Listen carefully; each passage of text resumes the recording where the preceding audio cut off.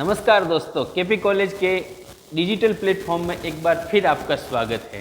तो प्यारे दोस्तों, जैसा कि हम राजनीति विज्ञान की विभिन्न क्लासों के बारे में डिस्कस कर रहे थे, जिसके अंदर मैंने अब तक आपको संप्रभुता एवं बहुलवाद के तक बताया है। आज हम राजनीति विज्ञान की एक बहुत ही महत्वपूर्ण क्लास शक्ति के बारे में डिस्कस करेंगे। शक्ति मीन्स पावर। आज हम शक्ति के बारे में आपके सामने डिस्कस करेंगे कि भाई शक्ति क्या होती है। पावर। प्यारे बच्चों, शक्ति की जो परिभाषाएं हैं वो समय के अनुसार बदलती रहती हैं। शक्ति एक बहुआयामी तत्व है। शक्ति की कोई एक निश्चित परिभाषा ना वो हम नहीं कर सकते। समय के साथ में शक्ति के जो गुण है, शक्ति की जो परिभाषा है वो बदलती गई है। हालांकि पहले के समय में शक्ति सैनिक शक्ति जो होती थी वो महत्वपूर्ण होती थी, मगर आज के समय में निर्णय निर्माण के अंदर हम अपनी कितनी भूमिका निभा रहे हैं। आज के समय में या अपन दूसरे रूप में कह सकते हैं राजनीतिक शक्ति जो होती है उसको महत्वपूर्ण माना जाता है। प्यारे बच्चों, ये शक्ति होती क्या है? क्या किसी को मारना शक्ति है? क्या किसी को पीटना शक्ति है? क्या किसी को धमकाना शक्ति है? या फिर किसी को दबाना शक्ति है? प्यारे बच्चों, किसी को मारना, पीटना, धमकाना ये ये शक्ति के अंदर नहीं आते हैं। ये तो बल का प्रयोग है, ये तो बल प्रयोग है। वास्तविक शक्ति वो होती है जिसके अंदर बल प्रयोग करने की आवश्यकता ही नहीं होती है। व्यक्ति का बल का प्रयोग जो होता है वो भी शक्ति के अंदर ही आता है, मगर वर्तमान समय के अंदर शक्ति की जो परिभाषा की जाती है उस शक्ति की परिभाषा के अंदर हम अपने निर्णय निर्माण में अपनी भूमिका किस प्रकार से निभा सकते हैं उसको शक्ति कहा जाता है। आज हम उसी शक्ति के बारे में थोड़ा सा विस्तार पूर्वक बात करेंगे। शक्ति क्या है? शक्ति का अर्थ क्या है? शक्ति एक जटिल एवं बहुआयामी तत्व है। शक्ति वो एक बहुत ही जटिल और बहुआयामी तत्व है। उसके बहुत सारे अर्थ निकलते हैं, उसकी बहुत सारी परिभाषाएं की जाती है, जिनका विभिन्न कालों में अर्थ परिवर्तित होता रहता है। विभिन्न कालों के अंदर ना शक्ति का अर्थ वो परिवर्तित होता गया है। मौर्य काल एक समय था जब सैनिक शक्ति जो होती थी वो महत्वपूर्ण मानी जाती थी, मगर चंद्रगुप्त के समय शक्ति की परिभाषा अलग थी, मगर अशोक का काल आते आते शक्ति की परिभाषा जो थी वो बदल गई थी। प्राचीन काल में जहाँ सैनिक शक्ति महत्वपूर्ण थी, वहीं वर्तमान काल में राजनीतिक शक्ति पर बल दिया जाता है। कहते हैं ना कि भाई पहले के समय में तो अपना काम करवाने के लिए, पहले के समय में शक्ति का प्रयोग करने के लिए सर कटवाए जाते थे, मगर आधुनिक समय में अगर आपको शक्ति को दिखाना है तो आपको सर गिनाने पड़ते हैं। लोकतंत्र के अंदर यही तो होता है, भीड़ का शासन। जहाँ पे भीड़ है, जो भीड़ है वही शक्ति की महत्वपूर्ण स्रोत माना। शक्ति का शक्तिशाली किसको माना जाता है लोकतंत्र के अंदर? जिसके पीछे बड़ी भीड़ होती है, अर्थात जिसको जनता का ज़्यादा मत हासिल होता है, जनता का ज़्यादा समर्थन जिसको हासिल होता है। वर्तमान समय में शक्ति से तात्पर्य है निर्णय निर्माण में भूमिका और राजनीतिक प्रक्रिया परिणाम को प्रभावित करने की योग्यता। शक्ति कहने का मतलब ये है कि जो निर्णय हो रहे हैं वो आपके अनुकूल हो रहे हैं या नहीं हो रहे हैं। सरकार के निर्णयों को आप किस प्रकार से प्रभावित कर रहे हैं, उसको ही वर्तमान काल में शक्ति कहा गया है। शक्ति वह तत्व है जो दूसरों के कार्यों, व्यवहारों और विचारों को अपने अनुकूल बना सकती है। शक्ति की ये जो लाइन है ये बहुत ही इम्पोर्टेंट है। शक्ति वह तत्व है जो दूसरों के कार्यों, व्यवहारों और विचारों को अपने अनुकूल बना सकती है। दूसरों के कार्यों, दूसरों के व्यवहारों और दूसरों के विचारों को अपने अनुकूल बनाना शक्ति है। कैसे? प्यारे बच्चों, हिटलर ने सेना के दम पर शक्ति प्राप्त की थी, मगर महात्मा गांधी ने विचारों के दम पर शक्ति प्राप्त की थी। विवेकानंद जी हो या वाजपेयी जी हो या फिर हमारे वर्तमान प्रधानमंत्री मोदी जी हो, विश्व में कई नेता ऐसे हुए हैं जिन्होंने जो है बल का प्रयोग नहीं किया, बल्कि उनके जो है चरित्र को देखते हुए, उनके गुणों के आधार पर, उनके व्यक्तित्व के आधार पर जो है वो शक्तिशाली बने हैं। उनके जो है विचारों को जान करके जो है लोग उनसे प्रभावित हुए हैं, उनको शक्तिशाली बनाया है। शक्ति की परिभाषा विभिन्न विद्वानों ने दी है। तो ये कैटलिन की एक परिभाषा है। कैटलिन ने जो है पुराना शक्तिवादी विचारक है, इन्होंने कहा है कि राजनीति विज्ञान को शक्ति का विज्ञान कहा है। कैटलिन ने तो कहा है कि राजनीति विज्ञान है क्या, राजनीति विज्ञान शक्ति का विज्ञान है। पहले के समय में जिसके पास में बड़ी सेना होती थी, ज़्यादा से ज़्यादा राजाओं को पराजित करता था, वो शक्तिशाली हो गया। और आज के समय में जिसके पास जनता का बड़ा समर्थन है, जिसको जो है बड़े बड़े भारत और चाइना जैसे राज्यों के अंदर जो है जनता जिसको समर्थन दे रही है, जिसको स्पष्ट बहुमत दे रही है, अमेरिका के अंदर जो जीत करके राष्ट्रपति बन रहा है, वो शक्तिशाली है। अर्थात शक्ति है क्या, राजनीति क्या है, राजनीति शक्ति का शासन है। उसी प्रकार जो है हमारे पुराने जो विचारक वो है कौटिल्य, जिन्होंने अर्थशास्त्र के अंदर जो कहा था, कौटिल्य ने दंड शक्ति को ही शक्ति का पर्याय माना है। देखो पहले के समय में जो है ये डेमोक्रेसी इतनी जो है इनका इतना लेवल नहीं था। उस समय कौटिल्य ने कहा कि भाई दंड की जो शक्ति है वो ही शक्ति है। अर्थात जो राज्य के कानूनों को, जो नियमों को तोड़ रहा है, उसको जो दंड देने वाला है वही शक्तिशाली है। जिसके पास दंड देने की शक्ति है वही शक्तिशाली माना जाता है। उसी प्रकार जो है रॉबर्ट बायस्टोड ने जो है शक्ति की बहुत ही अच्छी परिभाषा दी है। हालांकि ये जो विद्वान है रॉबर्ट बायस्टोड, इन्होंने शक्ति के ऊपर बहुत कार्य किया है। इन्होंने जो है आगे जाकर भी जो है अपनी पुस्तक के अंदर शक्ति के प्रकार, शक्ति के रूप, इसके ऊपर जो है बहुत सारी बातें लिखी हैं, जो हम आगे की क्लास के अंदर आगे जो है पढ़ेंगे। तो रॉबर्ट बायस्टोड ने शक्ति के बारे में कहा है, शक्ति बल प्रयोग की योग्यता है, न कि उसका वास्तविक प्रयोग। यानी कि आपके अंदर कैपेबिलिटी है, आपके अंदर कैपेसिटी है, आपके अंदर योग्यता है, ठीक है ना, तो वही आपकी शक्ति है। आप जो है उस योग्यता का जो है प्रदर्शन कर रहे हैं, उसका बल का प्रयोग कर रहे हैं, वो शक्ति नहीं है। अर्थात आपके अंदर जो योग्यता है, उस योग्यता का नाम ही शक्ति है। उस योग्यता का या बल का जो है वास्तविक प्रयोग करना, वो शक्ति नहीं मानना है इन्होंने। तो रॉबर्ट बायस्टोड ने क्या कहा है, शक्ति बल प्रयोग की योग्यता है, ना कि उसका वास्तविक प्रयोग। उसी प्रकार से महान विद्वान मैकाइवर ने क्या कहा है, शक्ति से हमारा तात्पर्य, शक्ति से हमारा अर्थ व्यक्तियों या व्यक्तियों के व्यवहार को नियंत्रित करने या निर्देशित करने की क्षमता है। ठीक है ना। तो इन्होंने क्या कहा है कि मैकाइवर ने कहा है कि शक्ति से जो हमारा तात्पर्य है वो क्या है, लोगों के व्यवहारों को नियंत्रित करने और निर्देशित करने की क्षमता से है। आप जो है लोगों के व्यवहारों को जो है नियंत्रित कर सकते हो, लोगों को निर्देश दे सकते हो, जनता आपके निर्देशों को मानती है, तो आप शक्तिशाली हैं। अगर आप लोगों के जो है व्यवहार में परिवर्तन नहीं ला सकते, लोगों को जो है नियंत्रित नहीं कर सकते, लोगों को निर्देश नहीं दे सकते, कोई भी चाहे शासक है, उसके राज्य की जनता उसके नियंत्रण में नहीं है, उसके राज्य की जनता उसके निर्देशों का पालन नहीं कर रही है, तो वो व्यक्ति कदापि जो है शक्तिशाली नहीं माना जाएगा। ऑर्गेन्स्की ने जो है शक्ति की परिभाषा करते हुए कहा है, शक्ति दूसरों के आचरण को अपने लक्ष्यों के अनुसार प्रभावित करने की शक्ति है। दूसरों का जो आचरण होता है, दूसरों का जो कार्य होते हैं, दूसरों का जो व्यवहार होता है, उनको अपने अनुकूल बनाना, हम जो चाहते हैं उसके अनुसार दूसरों से जो है व्यवहार करवाना, यही शक्ति है। ये परिभाषा किसने दी है? ऑर्गेन्स्की ने। तो ऑर्गेन्स्की ने क्या कहा है? ऑर्गेन्स्की ने कहा है कि भाई दूसरों के कार्य और व्यवहारों को अपने अनुसार बनाना, दूसरा क्या करेगा क्या नहीं करेगा, इसका जो है निर्णय आप करोगे तो आप जो है शक्तिशाली है।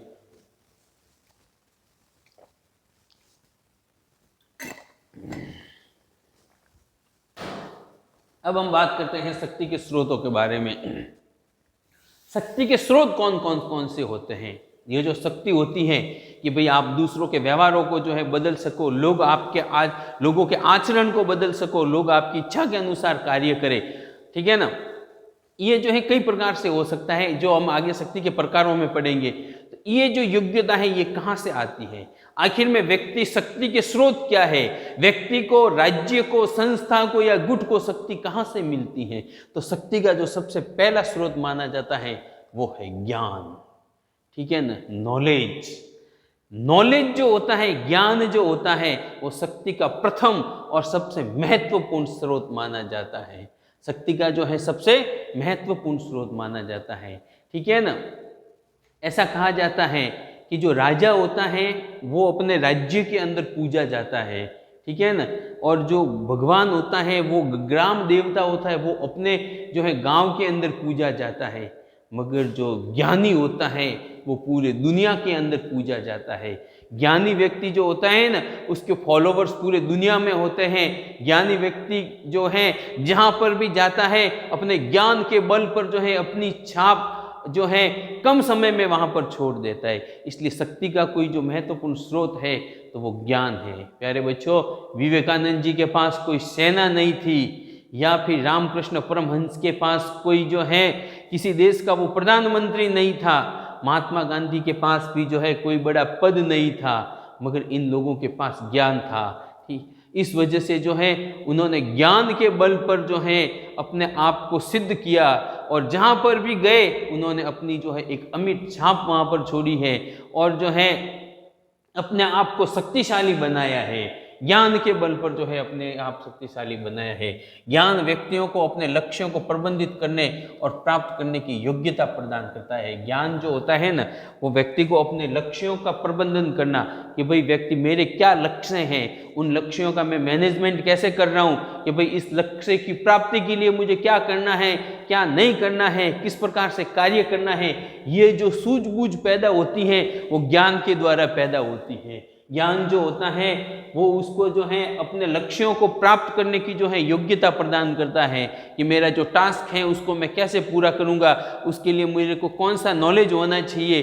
तो नॉलेज जो आपका होता है वो आपका टास्क पूरा करने का, आपका लक्ष्य पूरा करने में आपकी जो है महत्वपूर्ण जो है भूमिका निभाता है। ज्ञान शक्ति प्राप्त करने का साधन है। अगर शक्ति साध्य है तो ज्ञान साधन है। अगर व्यक्ति को शक्तिशाली बनना है, अगर व्यक्ति को प्रभावशाली बनना है, अगर व्यक्ति को जो है दुनिया के ऊपर राज करना है, तो उसके पास ज्ञान होना जरूरी है। अगर उसके पास ज्ञान नहीं होगा तो वो जो है किसी काम का नहीं होगा। कई लोगों को हम देखते हैं एक बड़े से बड़ा पद प्राप्त कर लेते हैं, पैसा प्राप्त कर लेते हैं, मगर उनकी जो है असल जीवन के अंदर उन लोगों की वैल्यू नहीं होती है। क्यों नहीं होती है वैल्यू? क्योंकि उनके पास जो है ज्ञान नहीं होता है। ज्ञानी व्यक्ति जो होता है वो अपने राज्य, गांव और देश के साथ साथ में पूरे विश्व के अंदर जो है पूजा जाता है।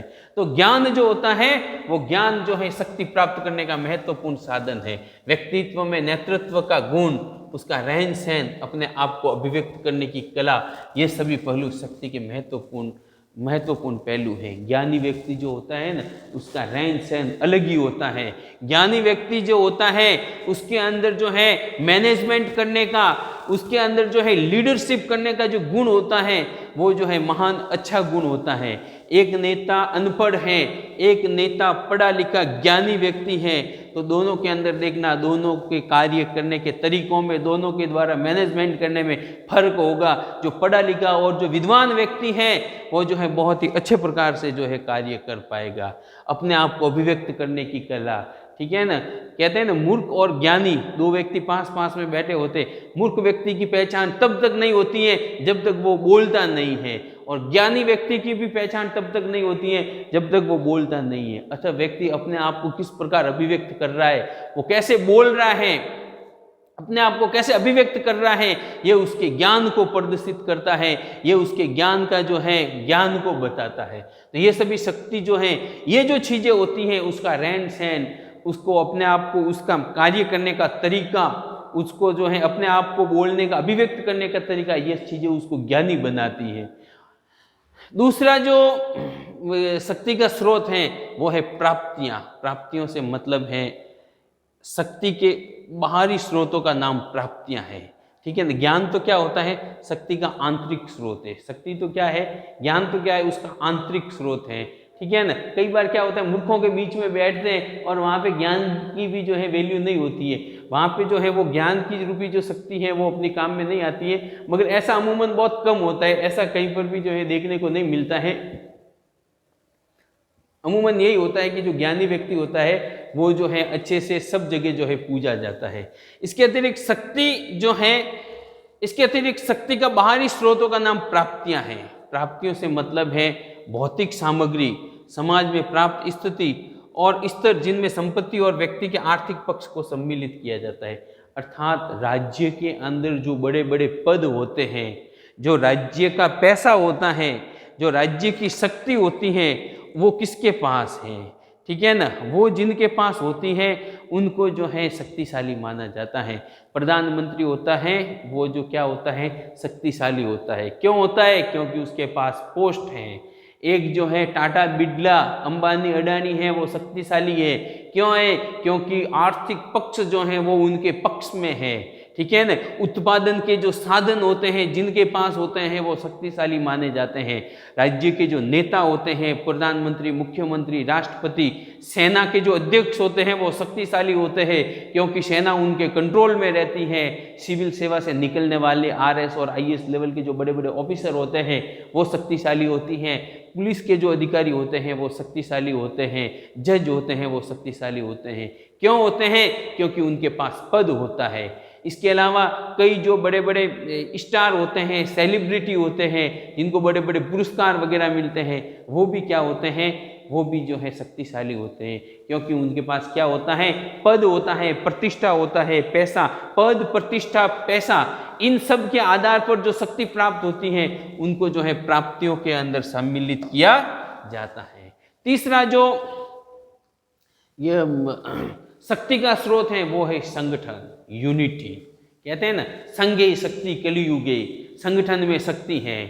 एक वो आपने कहानी सुनी होगी कि एक तिल्ली को तोड़ सकते हैं, सारी तिल्लियों को नहीं तोड़ सकते। वो लकड़ी का एक गट्टर में से एक लकड़ी को तो एक एक करके तोड़ सकते, पूरे गंटल को जो है, पूरे बंडल को, लकड़ियों के बंडल को एक साथ में नहीं तोड़ सकते। क्यों? क्योंकि संगठन में शक्ति होती है। तो संगठन, जहाँ पर संगठन होगा, यानी कि जहाँ पे जाति, धर्म, भाषा, क्षेत्र, किसी भी आधार पर, व्यवसाय के आधार पर, किसान, व्यापारी, अध्यापक, छात्र, किसी एक विशेष नौकरी वाले, किसी एक विशेष वर्ग वाले, किसी एक विशेष क्षेत्र वाले लोग जब मिलकर के अपना एक संगठन बना लेते हैं तो उसके अंदर जो है शक्ति होती है। लोकतंत्र के अंदर भी उसके अंदर शक्ति होती है। और प्राचीन समय में जब जो है राजतंत्र हुआ करता था, उस समय भी जो संगठन होते थे वो शक्तिशाली माने जाते थे। संगठन अपने आप में शक्ति का एक महत्वपूर्ण स्रोत है। संगठन जो होता है वो क्या होता है, शक्ति का एक महत्वपूर्ण स्रोत होता है।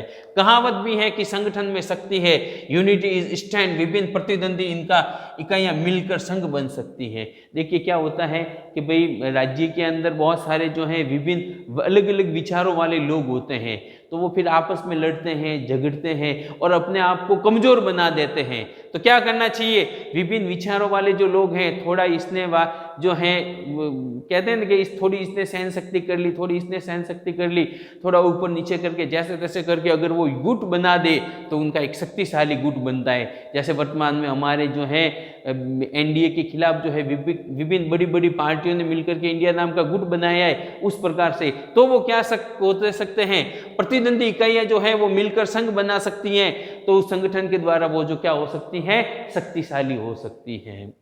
वर्तमान में मजदूर संघ, व्यापारिक संघ एवं राजनीतिक गुट इसके उदाहरण है।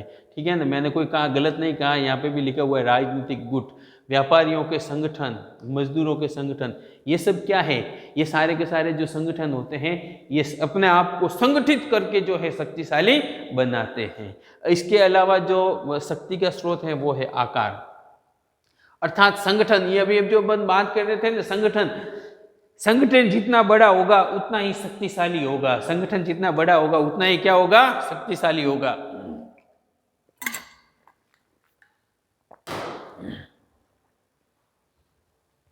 4, 6, 10 लोगों का संगठन होता है तो उसको जो है कोई भी जो है समाज के अंदर कोई भी संगठन, राज्य या सरकार जो है ज़्यादा तवज्जो नहीं देती है। मगर संगठन अगर बड़ा है, उसके अंदर लाखों लोग शामिल हैं, हजारों लोग शामिल हैं, ठीक है, तो उस संगठन को जो है हर जगह जो है इज्जत की जाती है, उस संगठन को जो है महत्वपूर्ण माना जाता है। राजनीतिक पार्टियां भी उन संगठन के पीछे वोटों के लिए भागती हैं। इस वजह से यह है कि संगठन का जो आकार है वो बड़ा होना चाहिए। संगठन का गुट जितना बड़ा होता है उतना ही शक्तिशाली माना जाता है। संगठन का जो जितना बड़ा होता है उतना ही क्या माना जाता है, शक्तिशाली माना जाता है। इसके अलावा जो है शक्ति प्राप्त करने का एक जो महत्वपूर्ण स्रोत है वो है व्यक्तित्व, जिसको कहते हैं पर्सनैलिटी। व्यक्ति का रहन सहन, व्यक्ति का खान पान, व्यक्ति के हाव भाव, व्यक्ति की बोली चाली, व्यक्ति का एटीट्यूड, ये जो चीज़ें होती हैं ना, ये उस व्यक्ति को जो है सबसे भिन्न बनाती है, सबसे शक्तिशाली बनाती है। ठीक है ना। महात्मा गांधी जो थे उनका सामान्य रहन सहन भी इतना पावरफुल था कि उन्होंने जो है उसको शक्तिशाली बना दिया था। गांधी टोपी भी जो है वो गांधी की एक जो टोपी थी ना, या एक जो दंड था उनके हाथ में, वो टोपी और वो दंड भी इतने शक्तिशाली थे कि उन्होंने जो है भारत को आज़ाद करवाने में अपनी भूमिका निभाई थी। वो भी जो है आज भी जो है आंदोलन के जो है प्रतीक माने जाते हैं, स्वच्छता के प्रतीक माने जाते हैं। एक अच्छा एवं प्रभावशाली व्यक्तित्व व्यक्ति को शक्तिशाली बनाता है।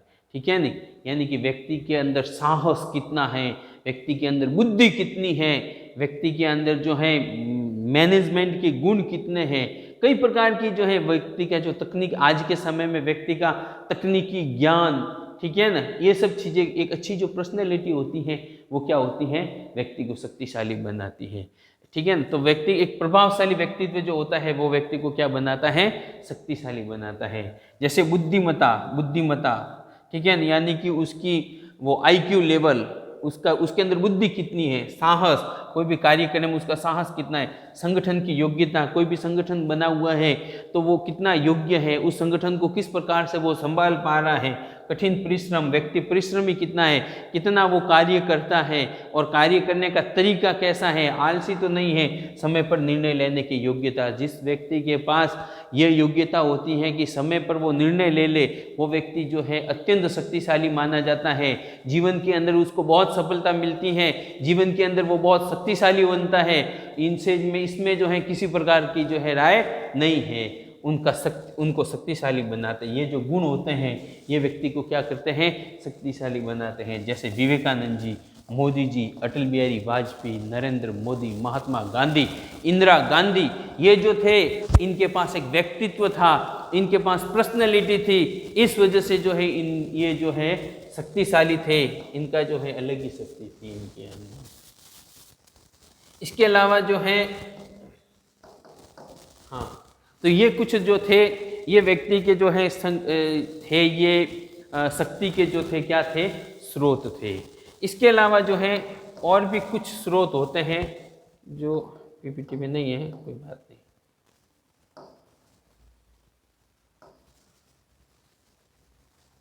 एक जो शक्ति का जो और अन्य स्रोत होता है वो होता है विश्वास।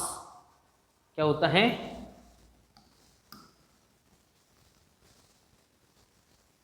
एक मिनट है, सॉरी,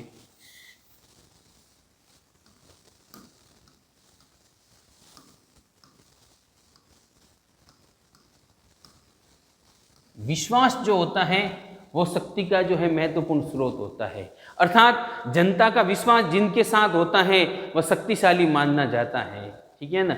सरकार के अंदर जिस सरकार के साथ में जनता का विश्वास होता है वो सरकार जो है शक्तिशाली मानी जाती है। आज के समय में भारत जैसे देशों में लोकसभा विधानसभा में जिन सरकारों को बहुमत मिलता है वो सरकार जो है शक्तिशाली मानी जाती है। और किसी भी सरकार को शक्तिशाली बने रहने के लिए इसकी जो है आवश्यकता पड़ती है। किसी भी सरकार को जो है शक्तिशाली बने रहने के लिए, राज्य के अंदर अपनी व्यवस्था कायम रखने के लिए लोगों के विश्वास और समर्थन की जो है हर समय क्या होती है, आवश्यकता होती है। तो शक्ति का जो है विश्वास जो होता है वो शक्ति का महत्वपूर्ण स्रोत होता है। क्योंकि अगर चाहे कोई भी व्यक्ति हो, कोई भी सरकार हो, अगर लोग उनके अंदर विश्वास कर रहे हैं तो फिर आंख मूंद करके उसको वोट देते हैं, उनको फॉलो करते हैं और उनको जो है शक्तिशाली बनाते हैं। इसके अलावा शक्ति का एक और स्रोत होता है, वो होता है सत्ता। क्या होता है, सत्ता।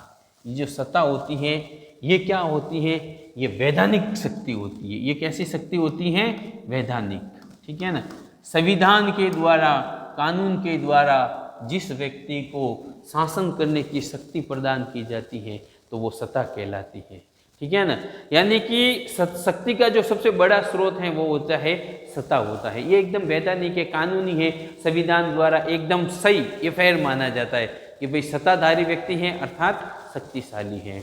तो सत्ता अर्थात शासन करने की जो विद्या शक्ति होती है वो व्यक्ति को क्या करती है, शक्तिशाली बनाती है। जिसके पास जो है राज्य को मैनेजमेंट करने का, राज्य के ऊपर राज करने का, राज्य के ऊपर शासन करने का पावर जिसको मिल जाता है, जिसके पास में जो है व्यवस्था आ जाती है, जिसको जनता जो है समर्थन दे देती है, जो राज्य का शासक होता है वो तो शक्तिशाली क्या है, होता ही है। तो सत्ता जो होती है वो शासन करने जो है महत्वपूर्ण शक्ति होती है। सत्ता के द्वारा राजनीतिक व कानूनी पद प्राप्त करते शक्ति प्राप्त की जाती है। सत्ता व्यक्ति को शक्ति का प्रयोग करने की क्षमता प्रदान करती है। ये सत्ता जो होती है ना, ये क्या होती है, वैधानिक शक्ति होती है, कानूनी शक्ति होती है, सही शक्ति होती है। और ये क्या करती है, ये सत्ता जो है, जो भी सत्ताधारी व्यक्ति है उसको जो है शक्ति का प्रयोग करने की क्या करती है, परमिशन देती है कि हाँ आप जो है शक्ति का प्रयोग कर सकते हैं। तो ये शक्ति क्या थी, शक्ति का अर्थ, शक्ति की परिभाषा और शक्ति के विभिन्न स्रोतों के बारे में हमने जाना। आने वाली क्लासों में शक्ति की प्रकृति और शक्ति के प्रकारों के बारे में हम बात करेंगे। आज के लिए इतना ही, धन्यवाद।